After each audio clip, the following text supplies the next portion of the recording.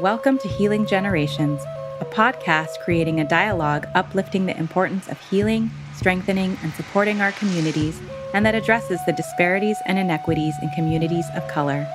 Healing Generations is brought to you by the Healing Generations Institute, a collaborative initiative of the National Compadres Network and the Brotherhood of Yelders. Be sure to subscribe to stay up to date on our new releases. Buenas, this is Cisco Gallardo with the Healing Generations podcast, Yelders edition. I want to thank each and every one of you, our listeners, our subscribers, however you listen to our podcast, be it on Apple Music, on Spotify, whatever podcatcher. That's the term. I know it sounds kind of weird, but that's the term that people use when it comes to that. Before we get going, I want to take the time really to get permission from our ancestors. We're going to call the four directions, So I want you to close your eyes for a moment. I'm going to burn some cedar here. And we use cedar as a protector. Also, this cedar it's an evergreen, kind of represents that love, that everlasting love that we want. All of us want that, in a good way. So I'm going to put that on here. So I want you to close your eyes and face that east direction in your mind. I want you to think about all the men in your life.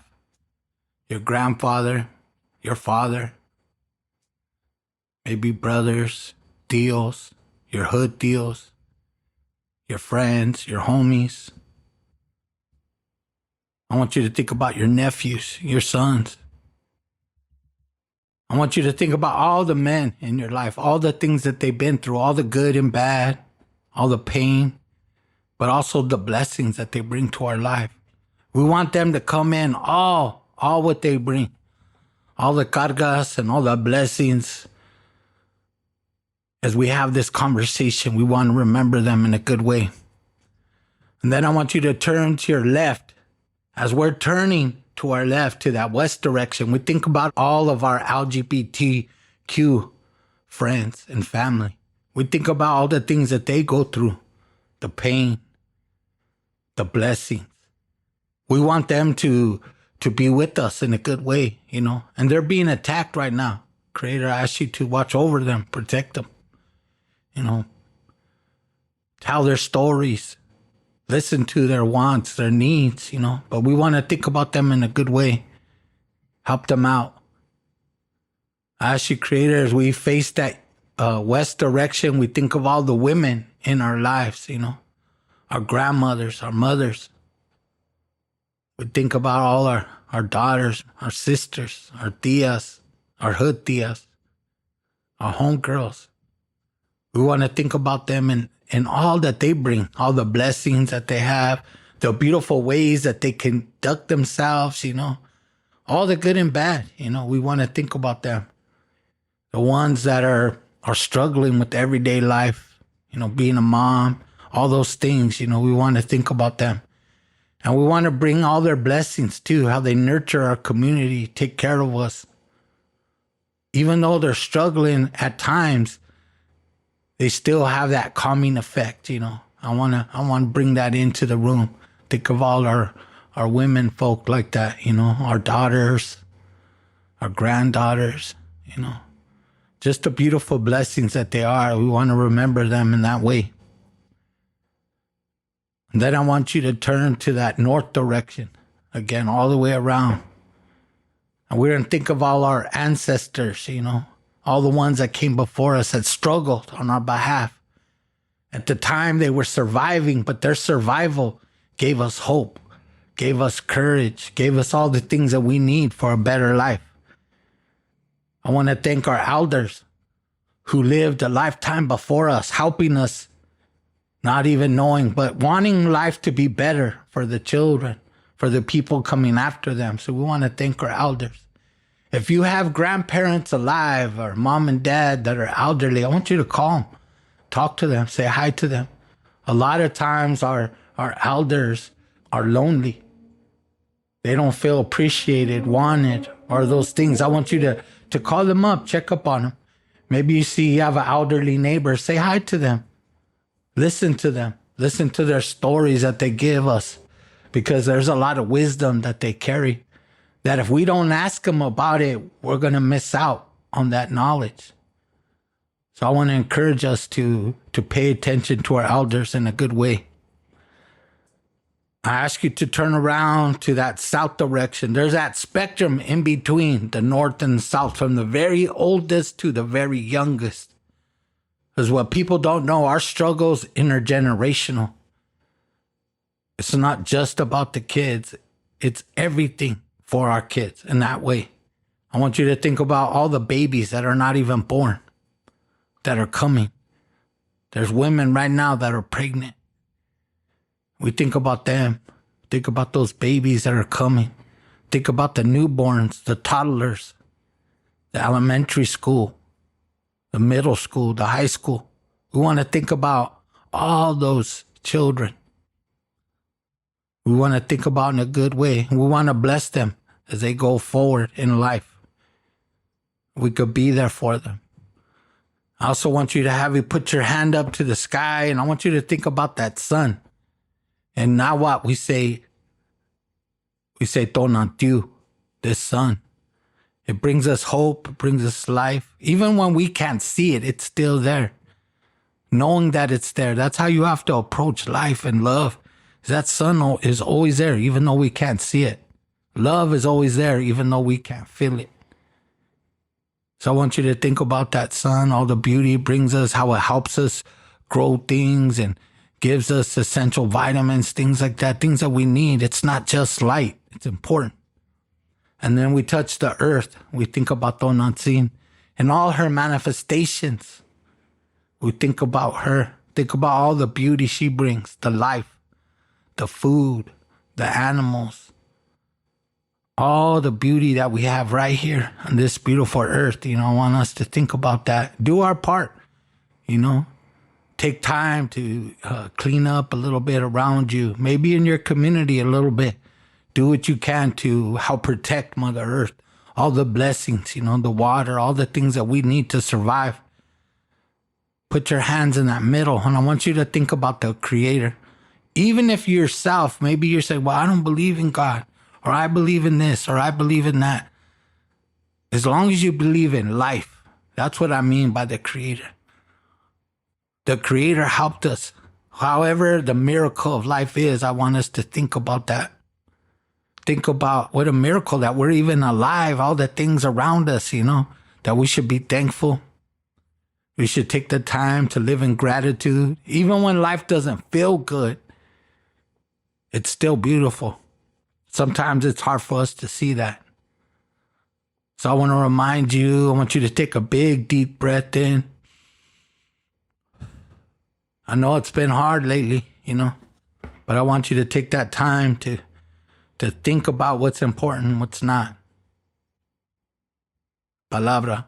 I want to thank each and every one of you for taking that time, a little bit out of your day. Maybe you're driving, maybe you're doing work, maybe you're sitting there at the computer or on your phone, and you just want to listen to something that will, kind of inspire you.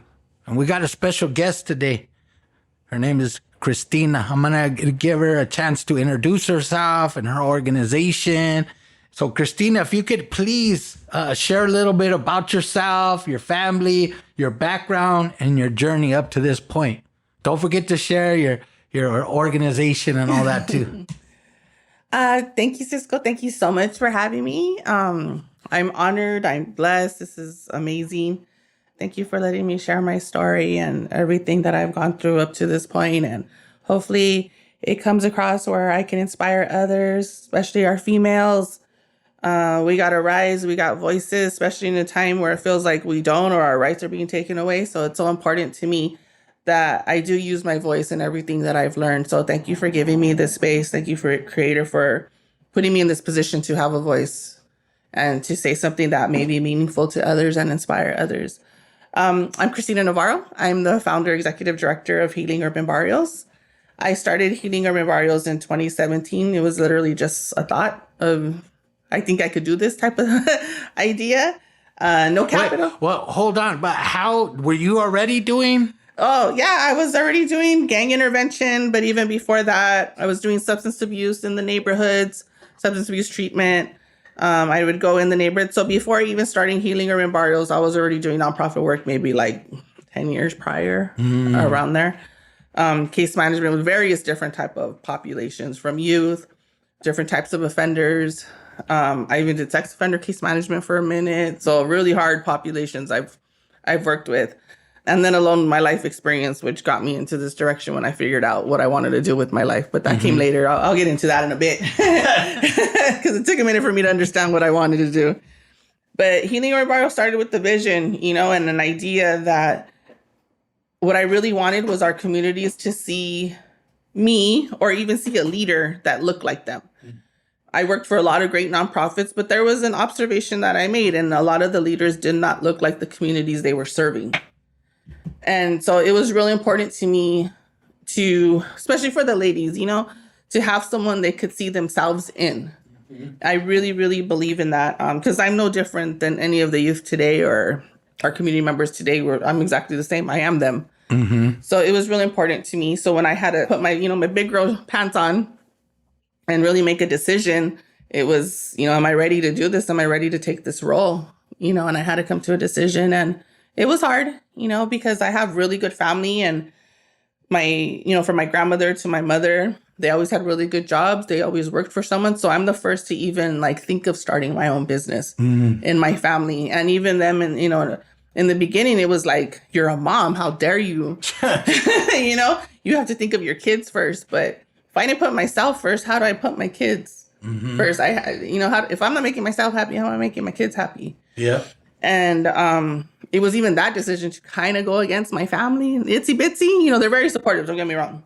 But it was that initial step where it's like, you're going to do this, you're smart, you're educated, work for someone, make a good living. You're going to struggle working for yourself, and bring the struggle on. Let's do it.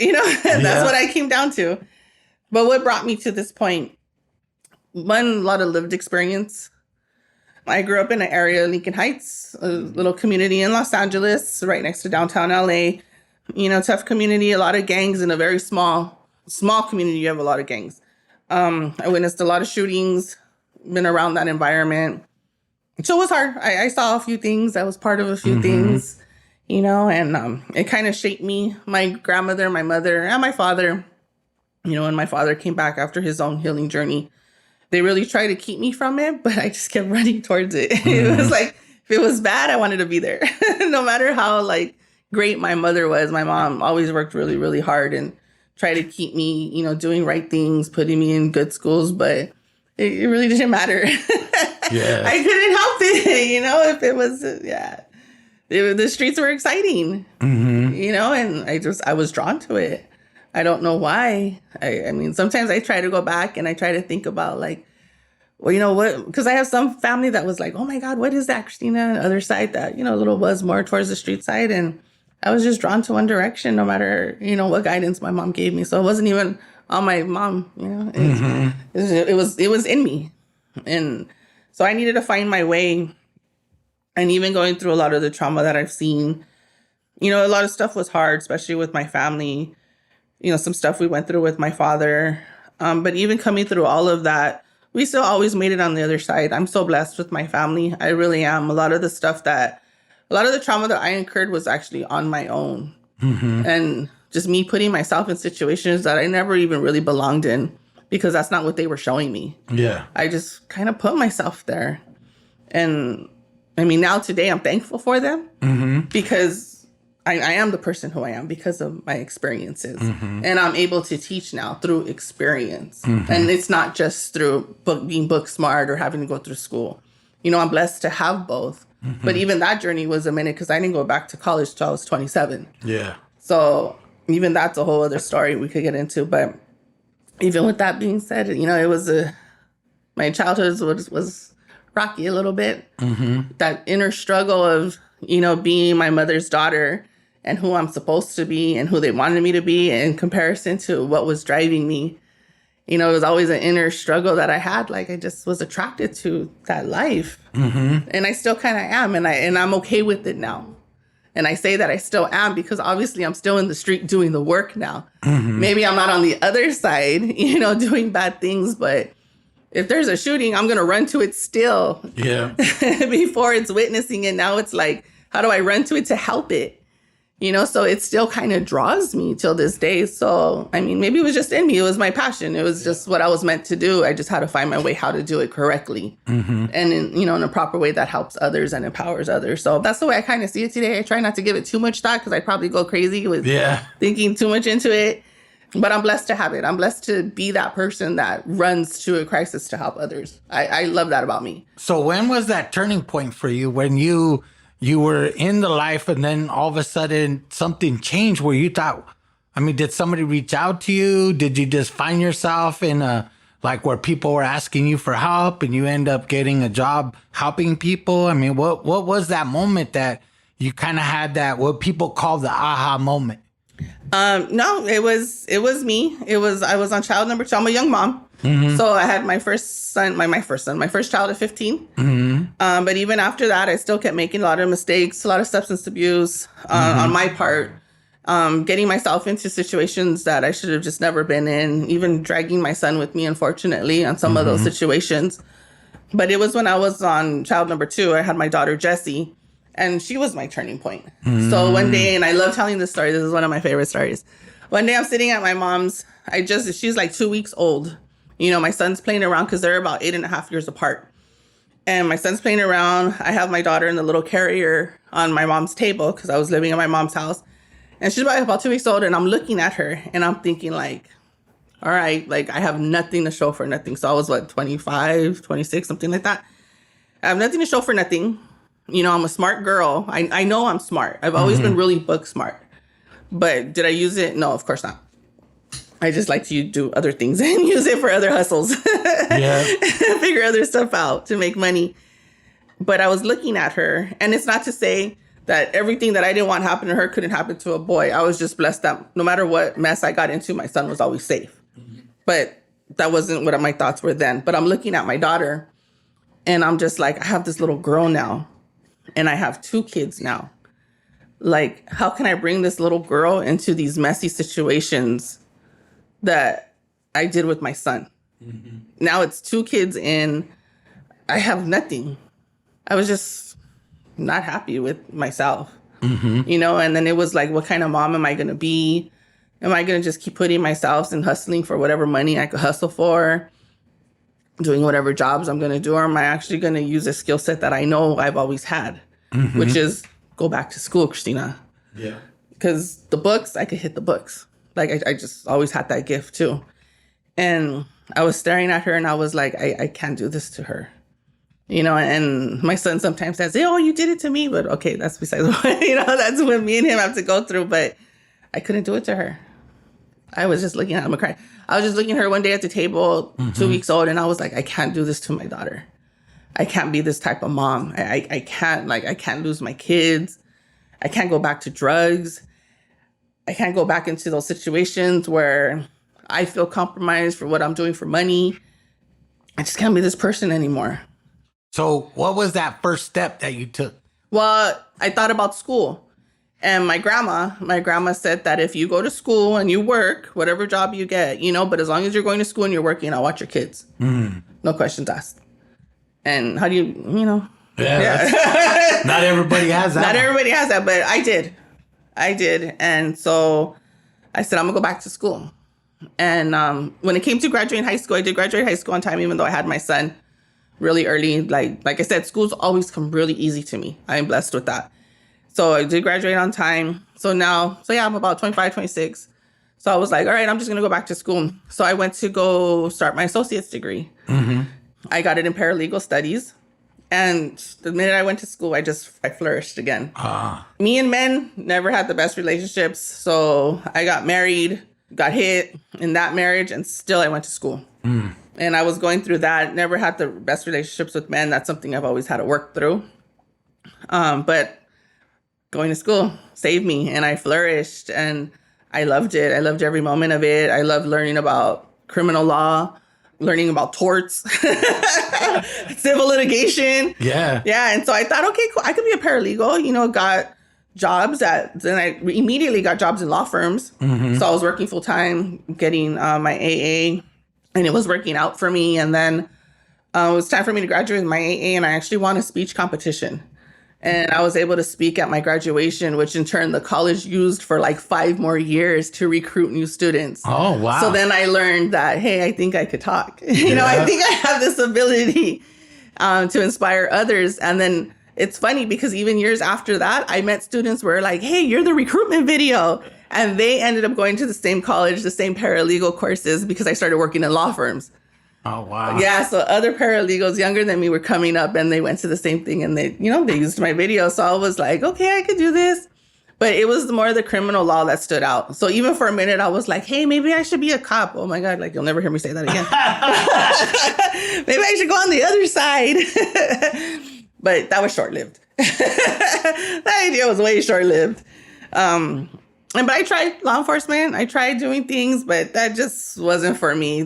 No, I'm not the cop type at all.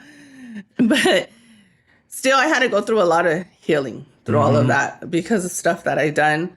I live with a lot of guilt, even till this day. It stays with me. You know, there's a lot of shame. There's a lot of guilt. There's things that I'm not proud of. And sometimes it feels like you could do 1,000 great things. And then you sit there and you remember the one bad thing you did. And it doesn't matter what great things you've done. It's still like, I'm still guilty. I have to do more. I have to do more. I have to do more. So there's still a lot when it comes to my healing journey that I feel like I have so much more penance I need to do. And it's only me and my creator going to go back and forth on this. My mom loves me. Unconditional love. Yeah. My father loves me. My grandmother loves me. My kids love me. I have so much love around me. But it doesn't matter sometimes. It really doesn't.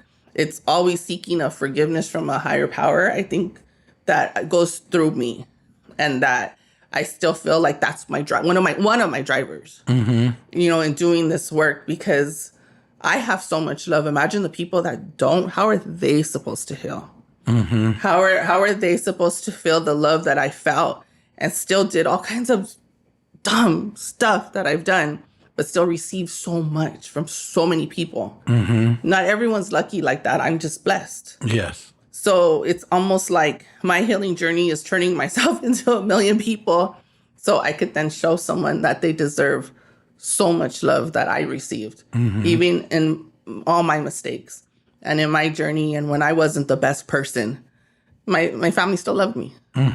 No matter what. They never turned their back on me. They never turned me away. They could have been angry at me. They could have threatened me with A, B, and C. You know, we're going to take your son away. You know, whatever they could have threatened me with. But they never turned their back on me. And they always took me in. So the only way to show how grateful I am is now to do that for others. Yeah. That's the only thing I know how to do. And that's where my passion came. So even from getting my A, I went and I was like, hey, I'm just going to keep going to school because this is the one thing I know I am good at. It built my confidence. Yeah. I still was healing. I was still very shameful. I still was going through a lot of trauma. I would always drink, you know, because sometimes you want to numb yourself. Yeah. But school had me. I could read a book and memorize a book.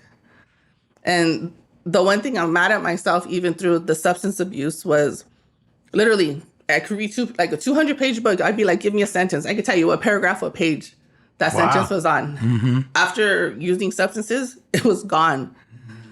From like my year of like 20 and a half to 21 or so many of my memories are gone. You know, and I had to rebuild my mind. I had to start reading again. And someone told me, like, just start reading. And I'd be like, okay. So I was reading.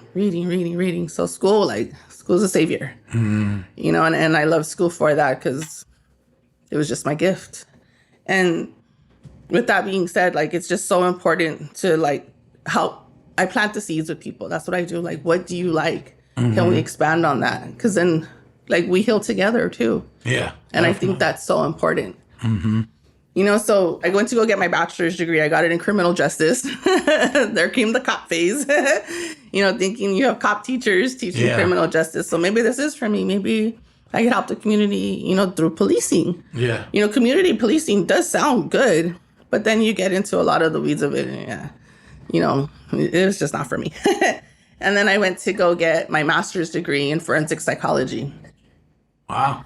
Yeah. So again, criminal thinking, assessments, the statistics of it all, how to read that. And then I got a minor interviewing and interrogation. So it was really like, how do I speak to the population that I want to serve? How do I understand them? How do I interpret it? What's when they're lying, when they're not, when it's a malingering type of thing? Like, how do I gauge it, And I learned all of that.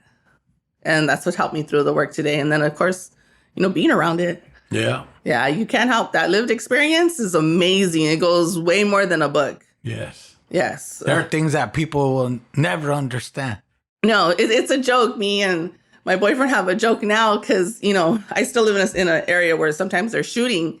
I'll be like, oh, there was a shooting. He's like, where? I was like, it was about 3 blocks away, like south. And he's like, how do you know? I was like, remember the steps? There'd be shooting and we know not to move because it wasn't around us. Yeah. Because you live in a place where there's so much shooting, you kind of learn to gauge where the shots are at. So you're safe or you're not safe, or should we go inside or should we move around? So you can hear a shot now and I'd be like, oh, it's 3 blocks away to the east. It's 4 blocks away north. We're fine. But that's how normal it becomes. That's so bad. But that's just the reality sometimes. So, that's part of my journey.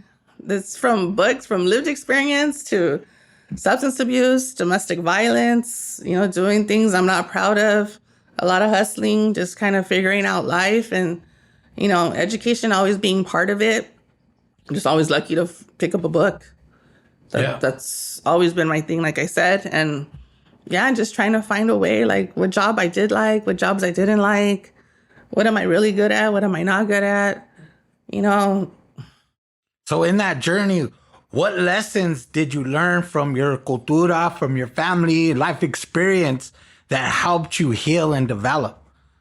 A lot of, especially cultura, my family, I'm going to put a big emphasis on my grandma with this, because one thing my grandma always did, she always prayed over me. My grandma would always pray over me. My grandma would always say, like, I got spirits watching out for me. I have guardian angels. I used to run away a lot as well. And I remember my grandma once, I've never met my grandfather. My grandfather passed when my mom was little. But even then, I remember my grandma telling me that my grandfather was my angel and he would watch over me because I would always run away from home and really drive my mother crazy. My poor mom, I put my mom through a lot. And so she was always praying, always praying. And then I had an aunt, my Aunt Lucy. She used to watch me too when my mom would work, and she would always tell me about my strengths. She would talk to me so much about my strength. She had daughters my cousins that were like my sisters, but she would always tell me, like, you have a strength that I've never seen. You have a God-given strength, Christina. And she used to call me Chrissy. So she'd always tell me that you have a God-given strength, Chrissy, all the time.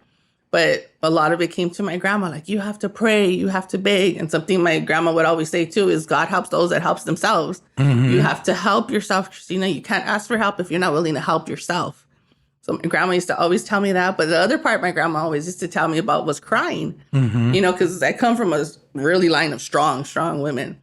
So she'd, I'd cry and I'd be emotional and my mental health wasn't good. And my grandma would be like, cry in the pillow and you get up the next morning and you do what you have to do. You pray and you get up, cry in your pillow. Okay.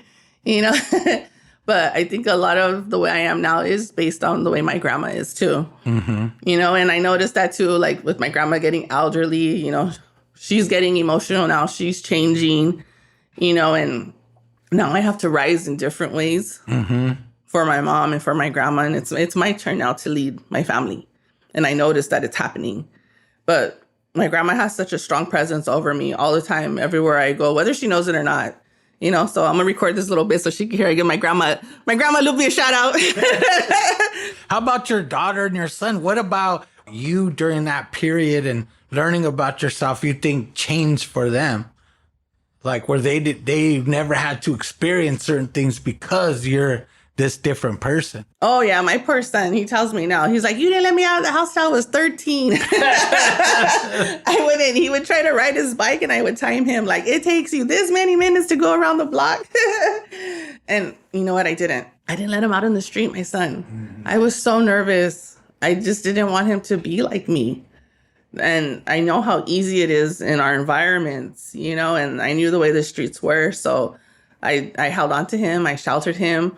But then it was different because I did something that my mom really didn't like to do. My mom's not too big of a traveler. And me, I was like, I got to get on a plane. I got to go see this. I got to go see that. That's kind of the difference. So, I took my son to Mexico. We went to Cancun. We went to Hawaii.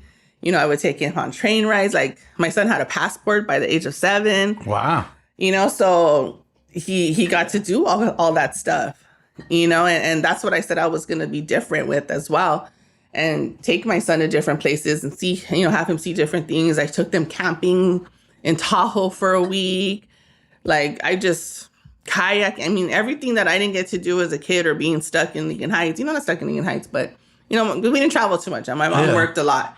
But I hustled and I made some money. And so I made sure to take my son wherever I could take him. Yeah, I met a lot of kids. It's just a lot like where I grew up, where the beach is right here. And a lot of people never even go. They don't even go to the mountains half the time. They're stuck right in their little neighborhood, and that's it. Yeah, and that's what I didn't want to do with my kids. So, for example, just like that on the weekend, I'd always have him somewhere. We always did something, something different. We were always at the beach. My daughter, Jessie, she played softball across this country. Oh, wow. So even through my daughter, Jessie, and playing softball, like, she's touched the Atlantic Ocean, and remember, I'm a single mom, and her come up was in a little community park in El Sereno. That was her come up. Next thing you know, she's, in Florida, playing softball, and we're seeing lighthouses along, the Atlantic Ocean, and we're doing all that. She's been even places in the United States that I haven't been to. She would tell me like, oh, we went down this mountain range, in Montana, and we did this in Utah. And, it's just softball took her across this country, which so I'm so glad she was able to do. And now I have my daughter, Neela, and Neela's always with me in the organization. So she's learning a little more business.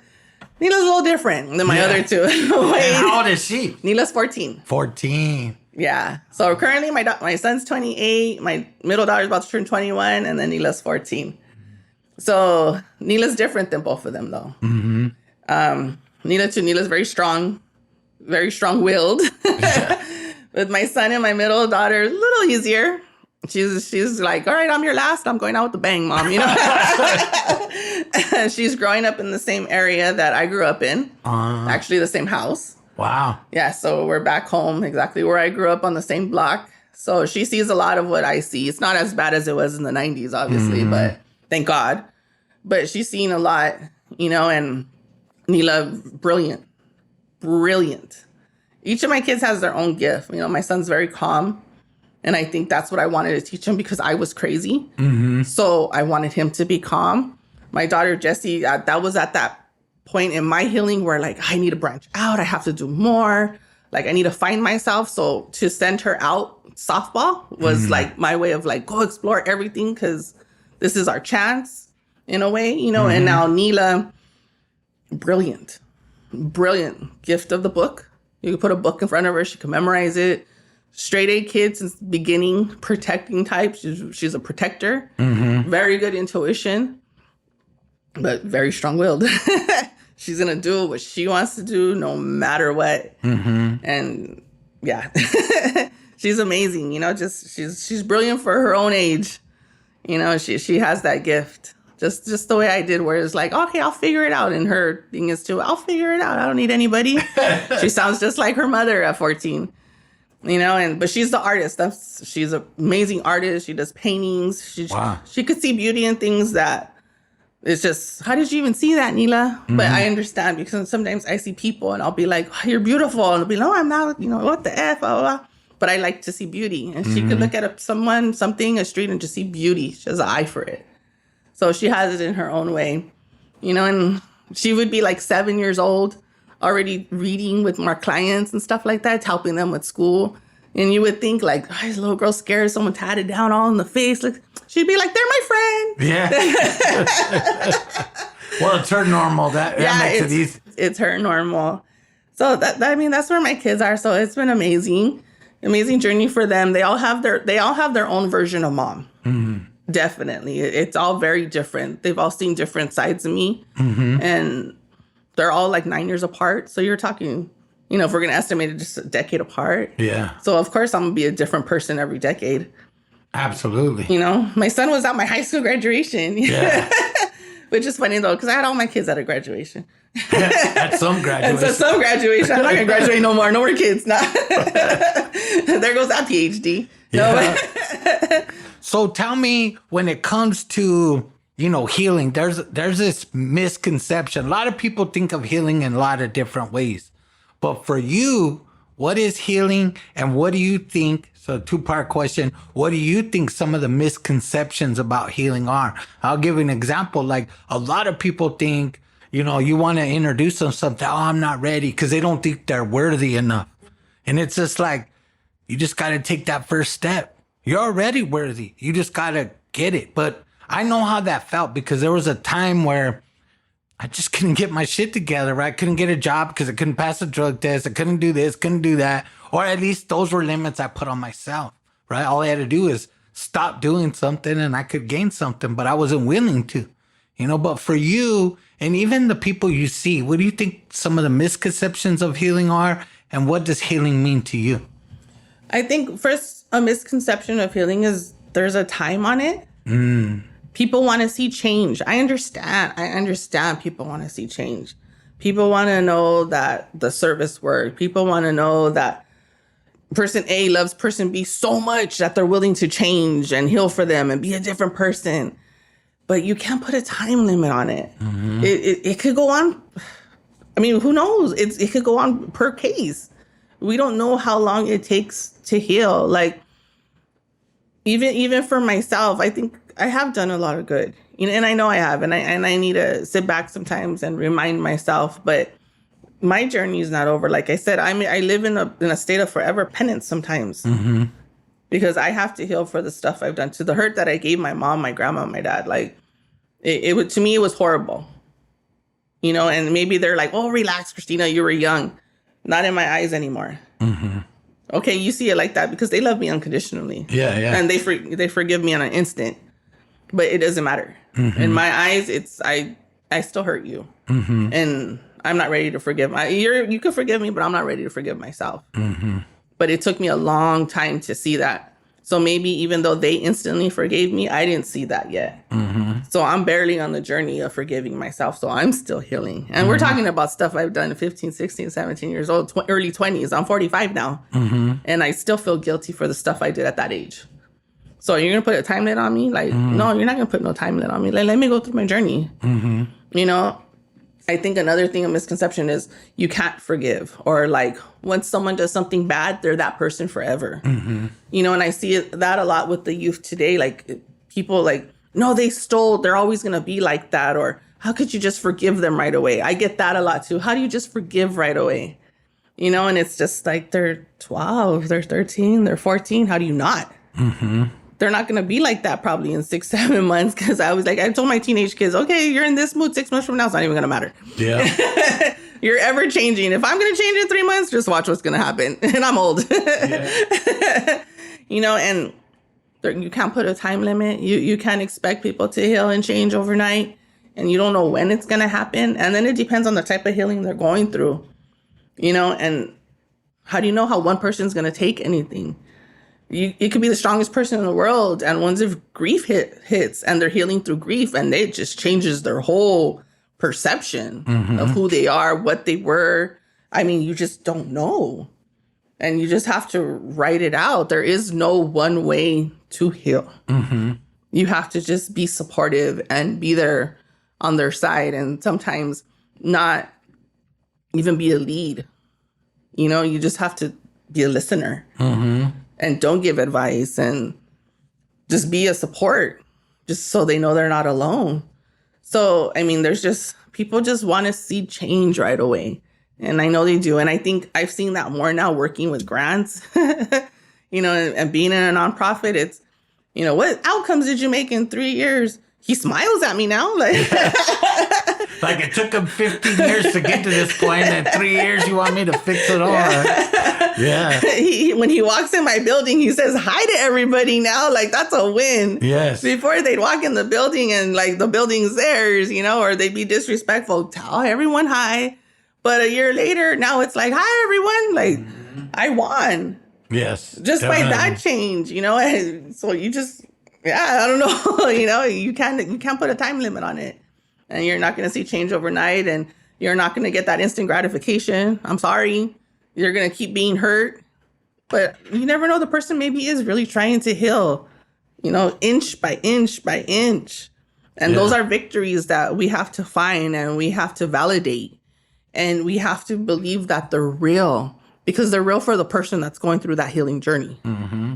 So part of healing is being patient. Patience. Man, you got to be patient with somebody you're supporting, but even yourself, having that patience to be like, all right, I didn't do good right at this moment. But I always tell people it's progress, not perfection. Yeah, it's progress. You just got to try, man. One foot in front of the other, keep moving. Don't let yourself beat yourself up. You know what I mean? I think that's a big deal. That's a huge deal. That's a huge, huge way. So healing, I think another thing when it comes to healing, in your program, what you built, what's the foundation of healing within your program? It's recognizing the small victories. The small victories. Like I said, it's having the kid that wouldn't even look at you, and then a year later, hi, how are you? Mm-hmm. Like, yeah, I got a whole kind of sentence from him. It's a victory. That's healing. Mm-hmm. I really believe it is. I know it's small, and some people would be like, really, Christina? Yes. Mm-hmm. Yes, because this person wouldn't even speak to me, wouldn't even give me time of day. Who the F are you? Why should I even acknowledge you? Because they're not taught like that. Yeah. They could care less. But now that they're acknowledging me now. So that means they're acknowledging the surrounding, because it's bigger than Christina. Yes. It's the building. It's the staff. It's what we offer. So maybe they're just saying they're picking the person that they choose to acknowledge, but what's surrounding that person? Because they're actually acknowledging the whole thing. That person's just in that area. So it's really realizing what's happening with that person and seeing the change. And I think that's amazing. And that's the foundation of Healing Urban Barrios, is recognize the small victories you make with those that are so reluctant. So your active gang member, or the one that just got out, and F it, I'm going to probably go back anyways. It's okay. You think like that. Mm-hmm. Acknowledging their thought process too, because if that's what they know, that's what they know. Who are you to tell them any different? Mm-hmm. Who am I to tell them any different? I'm not. I'm nobody. I'm not walking in their shoes. But it's planting the seed and seeing the tiny, tiny changes, and it's victory. Yeah, there's a lot of people don't realize when you're going through that, guy or girl, whatever, you're going through it, you put up these walls. Sometimes the walls are tattoos, the way you look, the way you talk, but it could be internal things too. But part of that change is those walls coming down so slightly. It's going to take them a while, but you're focusing on those little ones. I think a lot of times those little victories, because a lot of times people think, well, they should just wake up. It's not that easy. It's not that easy. I mean, life is not a bad dream in that way, where it's just like, oh, I'm going to hope things are better. It takes one little thing at a time. One of my mentors told me, you kind of just got to fake it till you make it. Yeah. And I was thinking, man, I don't want to be fake. He goes like, dude, you got to get through what you got to get through, probation, whatever it is. You're going to just do what you got to do. And eventually you might believe it someday. And I was like, what? And eventually I did. It's kind of like a drug and alcohol treatment too. I remember I would show up high all the time to my drug classes, right? And the guy looks at me and he says, Francisco, can I ask you a question? I'll be like, yeah, go for it. He'd be like, you come every time high. And I'd be like, you're the drug treatment center. I mean, aren't you supposed to keep me from getting high? He goes, well, that's not how it works. First you stop, and then I help you work through it to stay. But you got to first do your part, and then I help you figure it out for yourself. But it's you. It starts with you. And I was like, oh, okay. It took me a while. And I think a lot of people don't understand that. They think change is like it's better for you, so that's it. So do it. Get it done. It takes time for us to get in that position. So... But real quick, what you're saying that, but remember, we have to remember the mind protects you. Yes. Oh, absolutely. The mind is a protector of the body. Mm-hmm. And it does not like change because change hurts. Yes. You will feel physical pain with change. You will have things manifest from inside your body when you change. You will feel hurt, anger, anxiety, nervousness, sweating, cramps because you're changing. So what's the mind going to tell you to do? Don't feel those things. Protect yourself. Go do what you know how to do, and be the person maybe you were yesterday, and maybe you were just, let's just say, gangbanging, okay? But you were safe. You were even having fun. You know, Absolutely. You were laughing. You have the endorphins going through your body. You have the rush.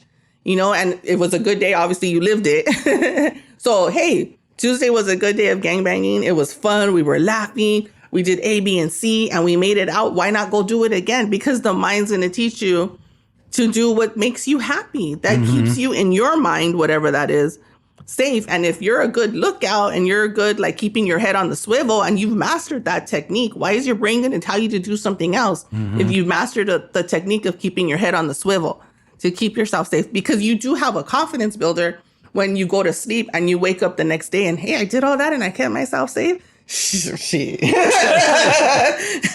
Well, one of my person used to kind of mentor me from time to time. She would make this distinction between self-esteem and self-worth. Sometimes you feel good about something, wrong or right. You feel good about it because you accomplished it. But you know what I mean? And self-worth takes a little longer to achieve. But you're right. They felt good about that day. And it's hard to change that feeling. But, you know, as you know, when it's bad, it's real bad. Yeah, when it's bad, it's real bad. And a lot of times you go through it alone. Like your homies can't do your time for you. Your homies can't, when you're in the hospital, your homies can't do that for you. You got to do it yourself. So when it comes to Healing Urban Barrios, what advice would you give to somebody who wants to get into this work? Maybe they have some life experience, but they want to get into this work. They want to do something good, but they're not even sure where to start. What advice would you give them? Well, I've always told people, because I get it all the time. Yeah. And I'll be like, if there's an agency you like, go volunteer. You have to start with volunteering. You have to see what the office environment is like. You have to go on the street, pass out flyers, see what that's like. Because even my poor team, they'll be passing out flyers sometimes, and they're just like, we just want to share the event, you know, and they're getting told off left and right, even if there's, you know, a homeless, mental health issues. Oh, yeah. Yeah, those that are on substance abuse, you know, their dehydration is a huge one when it comes to substance abuse and homelessness. So dehydration will have you in a whole other realm because you're dehydrated. You know, so even during outreach, I'll be like, make sure you're taking water, guys. Pass out water. Very important to everyone.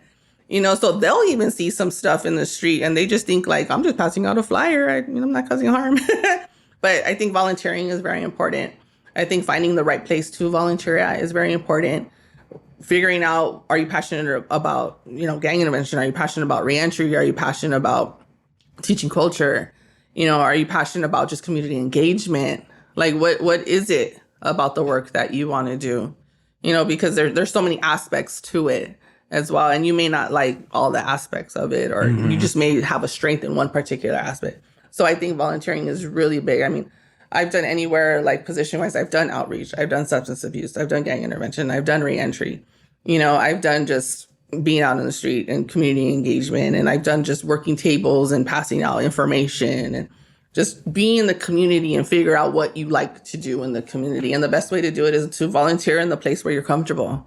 Maybe it starts at home in the community, or maybe it's like, hey, I don't want to do it at home because I know too many people and I don't want to be seen that way yet. Go somewhere else and volunteer. Yeah, how did you deal with that?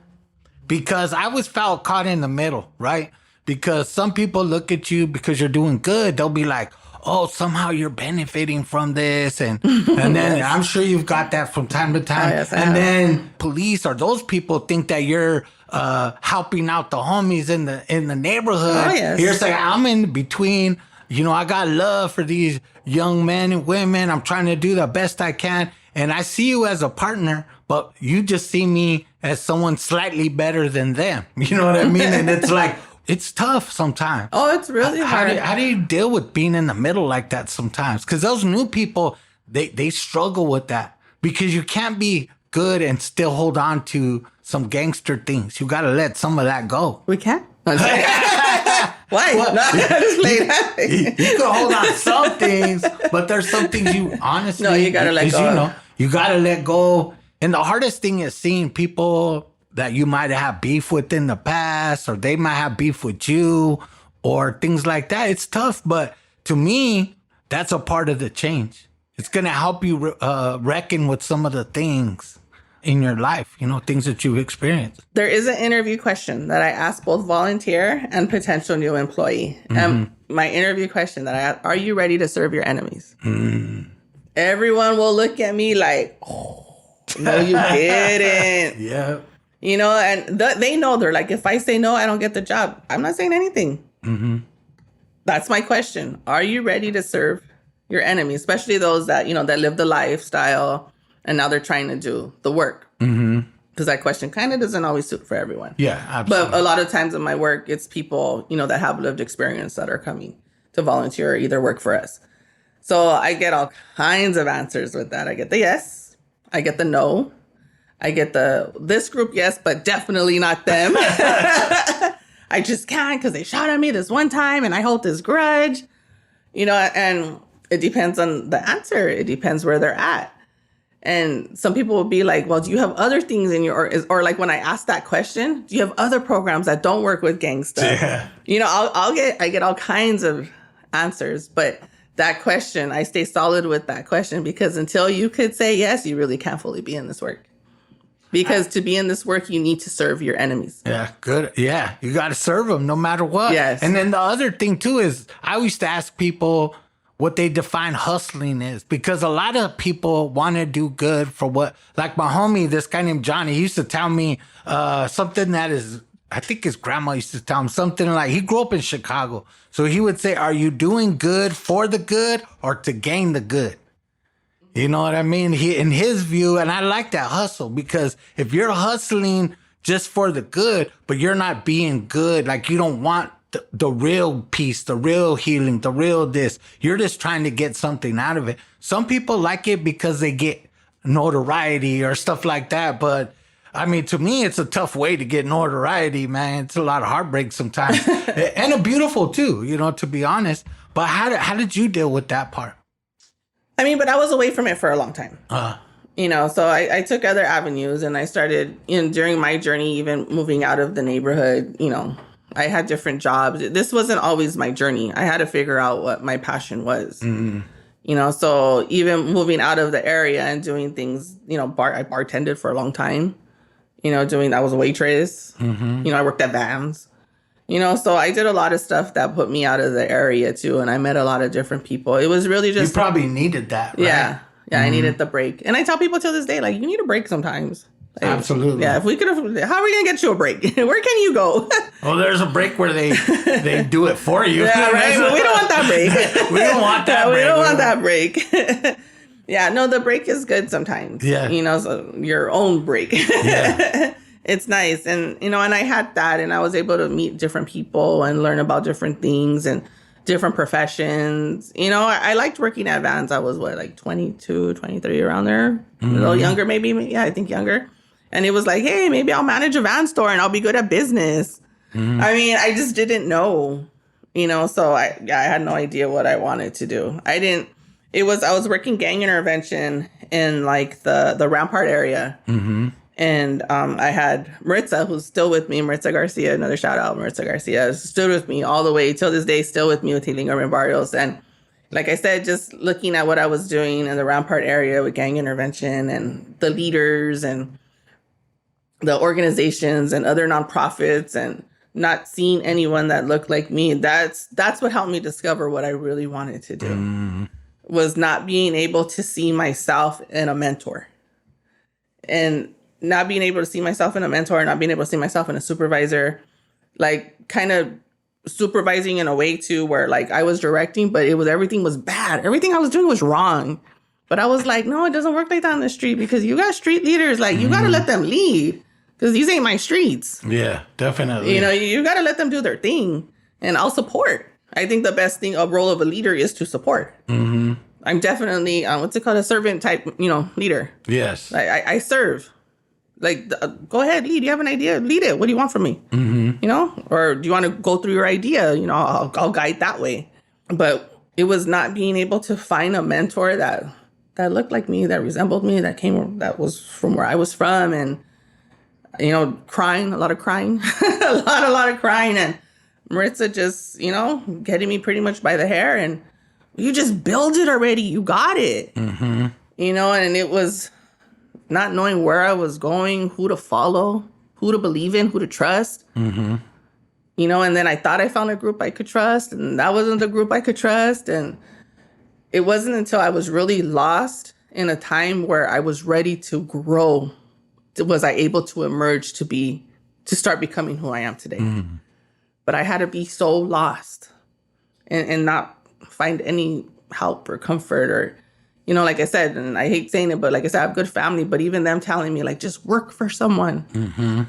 Work for someone, work for someone good. You'll make a lot of money, and, they'll pay you good. And I know they will. And they were talking through their experience. My grandma owned a home working for someone, had a good life for my mom and my aunt. My mom worked for someone, had a good life for us. Homeowners, work for someone, you'll be this, you'll be that. You could do anything you want, be a lawyer. That was one of my professions that I thought I was going to do too. But then I was like, I'll probably be a criminal lawyer and defend all these people. I could see you being a good arguer. You love to argue, probably. There you go. Have all these gang members.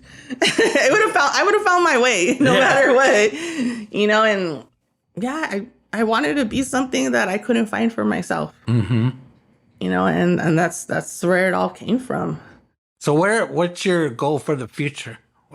With yourself?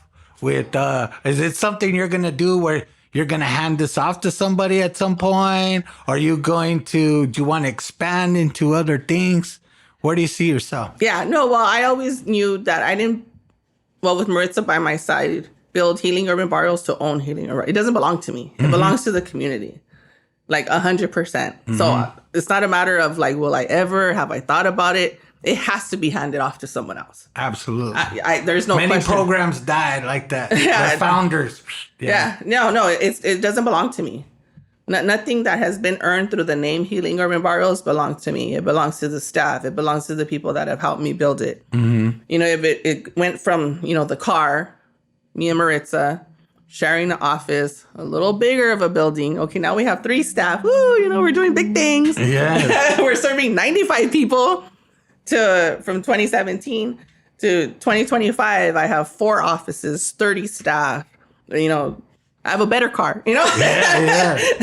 But even then, I kept the little car for 6 years. Yeah. My little car that I started. And then even when I did that, I felt guilty, for trading that car. And because then that's guilt. Who do I think I am thinking I could have kind of a nicer car? That's all guilt. But so when you see the progress and the growth, how does that belong to me? For me to even think that's just straight selfishness in my eyes, because none of it would be possible without Maritza, without her putting in the man hours too next to me, believing in my crazy vision and my dreams. Yeah. And everyone else that's volunteered, helped, and believed in me. And my mentor today, Tammy Membrano, the executive director of Barrio Action, her pinching me and your skin's not tough enough yet. Your skin's not tough enough. Stop pinching me. I'll talk to you when your skin's tough enough. Okay, but begging for a mentor, a woman that's gone through the fight, that's had a good fight, and then one day now she's saying like, hey, me and you, we're almost equal. I'll never see her as my equal ever. But for her to call me a colleague, like my mentor, no way. Yeah. I'll never be that. I'll never be Tammy, but I understand now. So it's amazing. But so moving forward, no, I have to hand it off. Yeah, it's just. Do you have a plan for that? 10 years, of course. 5 years? My goal is 3 years. I'm building my succession plan already. In 2 more years, Healing Urban Barrios will be 10 years old. I have a budget amount that I want to reach. I have a vision. I want to own a building hopefully in the next 2 years. And with that being said, hand it off. But I still, of course, want to be part of it. Like, I can't leave it. That's my baby. Yeah. It's my baby. Oh, I know that feeling. Yeah, it's my baby. But I want to go into a lot more development. I work real closely with Latino Coalition for Community Leadership. Richard Ramos, the previous executive director, used to say, are you going to work in the organization or are you going to work on the organization? So I still get tangled into the day-to-day sometimes. So little by little, I'm pulling myself out. And sometimes they'll be like, hey, we're doing A, B, and C. I'll be like, I don't know what you're doing because I'm not in the day-to-day anymore. So it's little by little stepping back and letting my staff around me, whoever wants to lead, whoever wants to rise, encourage them to rise and handle the day-to-day. Go on and giving them that, and letting them feel empowered to do so. If something happens, if there's a mistake, we'll fix it. Yeah. There's always going to be a mistake. I probably made 10 today already. We'll fix it. We'll figure it out. Don't worry about it. Just let me know so we know how to fix it. Like, don't try to get around me. Yes. But let's just have a conversation and we'll fix it. It's okay. It's having those types of conversations So whoever wants to rise, by all means, bring it. Let's see what you got. Because I know what it is to rise. That's the one thing you're not going to get past me, but I kind of already have an idea, and I kind of know what I want to do. I want to do a lot more development. I have some for-profit ideas I want to do. I want to own a couple more businesses for myself, something to pass on to my kids and see what business ideas they have so then I could give them a business. And it's one thing that's crazy with my daughter, Nila. I'll tell her about getting a job. She's about to be 15 in July. You have to get a work permit. Why do I have to get a work permit? I said, because you're going to have to get a job. I don't want a boss. I'm my own boss. But you're talking about a generational change now. Yeah. Where my mom and my grandma was work for someone. Yes. Earn a good living. Be a mother. Make enough money to take care of your kids. Like I said, I'm a single mom. Always have been. And it was always that responsibility. You're a mother first. And they could get mad at me till this day, but I'm not a mother first. And I'm sorry. I'm Christina. If I can't be Christina, I can't be a mother first. And I know some people will disagree with that and, that's selfish. I heard it all. And it is what it is to me now. But because I rose to be Christina, now I have a 14-year-old. I'm not going to have a boss. I'm Nila. I'm going to be Nila. I'm going to be my own boss. And it's just that code switch. It's that changing of mentality that you can be your own boss. You don't have to work for anybody. I mean, she obviously accepted and took from you the possibility I could do whatever I choose to do. I'm not destined to do that. I think the same way about my kids. I was always telling my wife, like, we got to think of a business for them. You know what I mean? That they can carry on. And so that they don't have to work for people. If they want to, they could. By all means, go ahead. And if you don't, then good. Let's hustle. Let's do what we got to do. So I appreciate that. What advice would you give to that young man, young woman out there, or even teachers and parents? A lot of different people listen to our podcast. Most people, they're looking for healing. Some of them haven't had. It's a range of lives. Some people never had to experience things that we've had, and some of them experienced way worse things than us, But what would you give to them to take that first step in healing? Like, where would they go? It's not about going. It's knowing your first step is every time you wake up. That could be your new first step.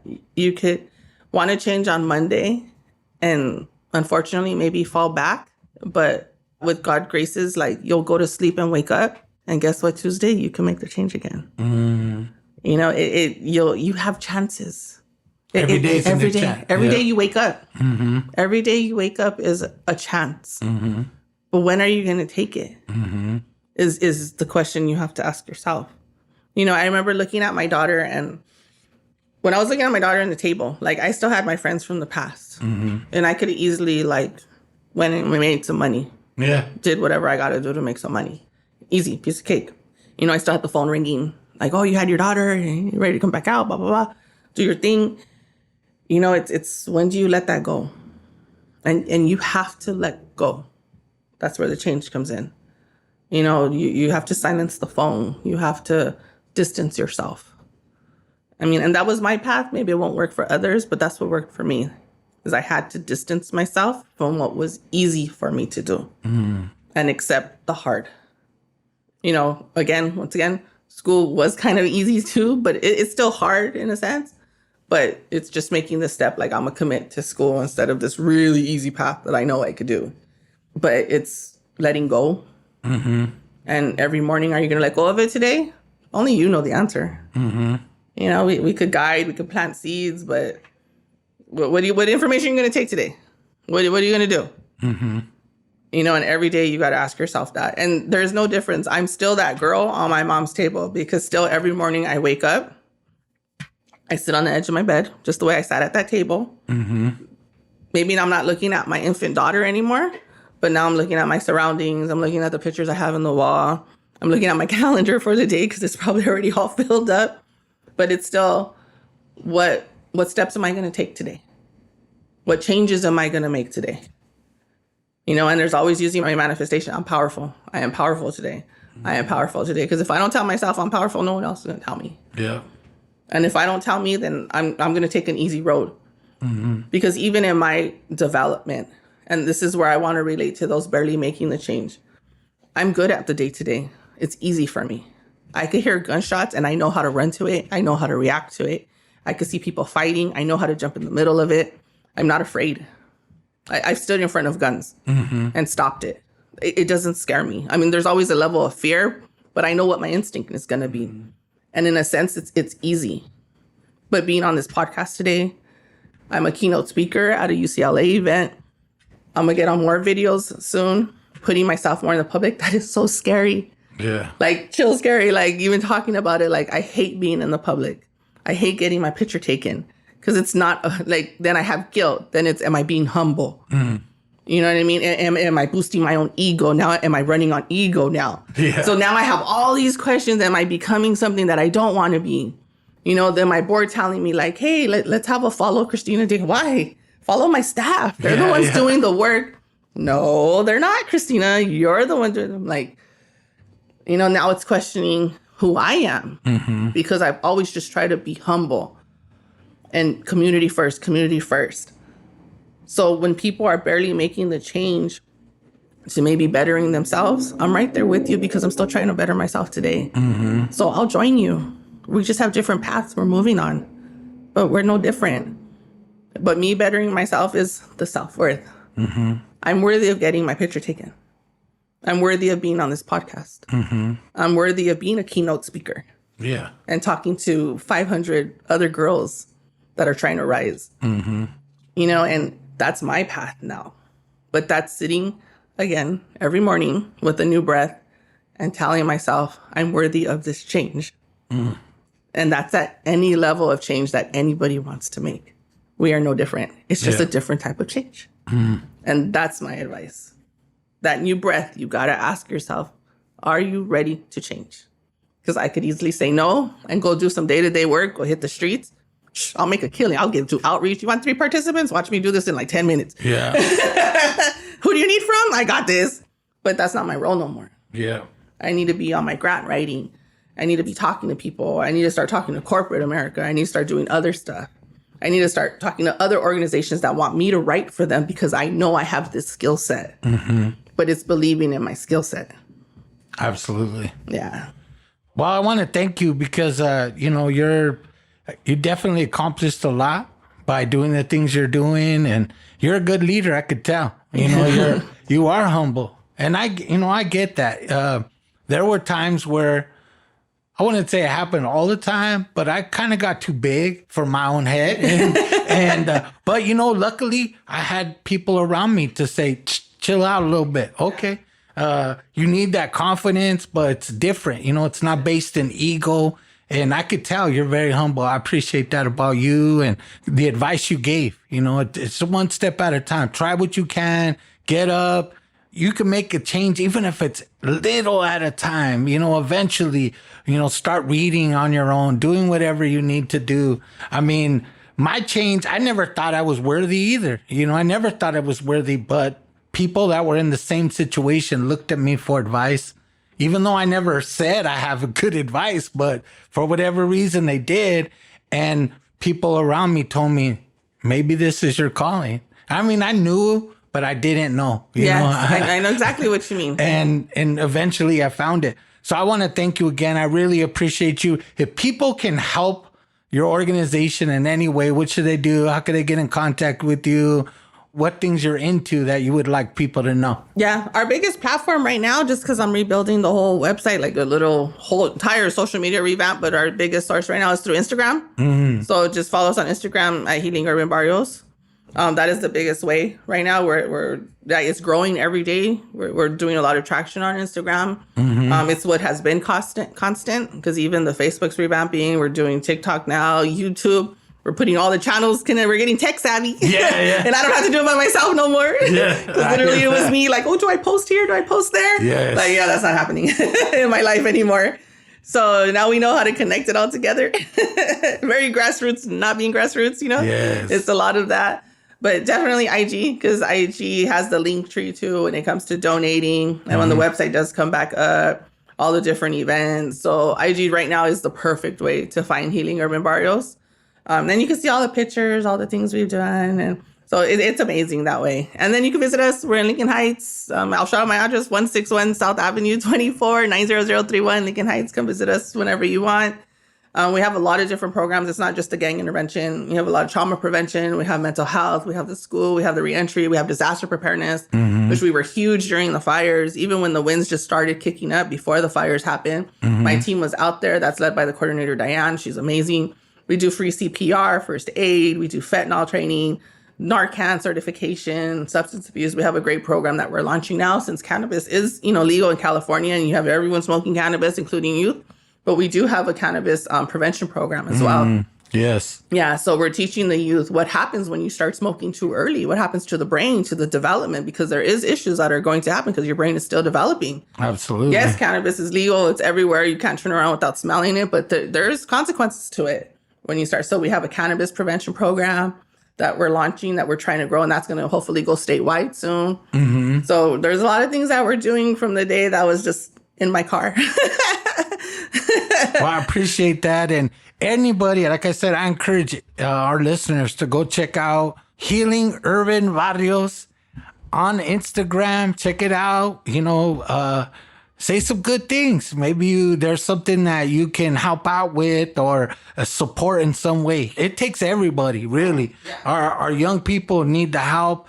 Even when I say young people, I'm thinking 20s. Not I know, just, right? I'm at that age where I'm a viejo. I think everyone's young. As long as you're younger than me, we're good, But I just want to say that much. I really appreciate you. And again, I want to tell our listeners, healing, it's not something that just happens to you. You have to work at it, and I want to encourage you, it just starts, even listening to this podcast, share with a friend. I know when I was healing, I took some of my friends with me because I didn't want to go alone. So I'd be like, oh, come and roll with me. They used to go with me to do my drug classes, go with me to do all this stuff. I would take them with me.